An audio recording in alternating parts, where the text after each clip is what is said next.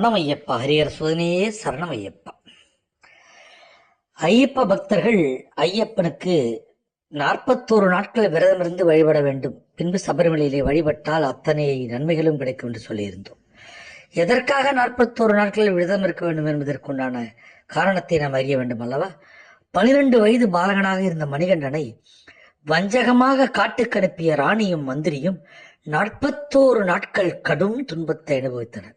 உடலை வருத்தி துன்பத்தை அனுபவித்தனர். அதுவே அவர்களுக்கு தண்டனையாக அமைந்தது. இறுதியில் அவர்கள் ஐயப்பனை சரணடைந்தனர்.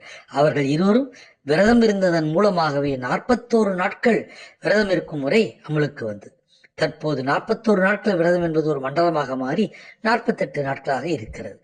குருசாமியின் கைகளால் துளசி மணி ருத்ராட்சம் மாலைகளை அணிந்து கடவுள் சன்னதியில் விரதம் மேற்கொள்ளும் ஐயப்ப பக்தர்கள் மாலை அணிந்த முதல் மலைக்கு செல்லும் நாள் வரை முடி நகம் வெட்டவோ சவரம் செய்யவோ கூடாது. மாலை அணிந்தது முதல் இறை பெற்ற உணர்வுடன் வாழ்தல் வேண்டும். ஐயப்பனுடைய வரலாற்றை தொடர்ந்து பார்க்கலாமா? வாழ்க வளமுடன். ஓம் சிவாய நம.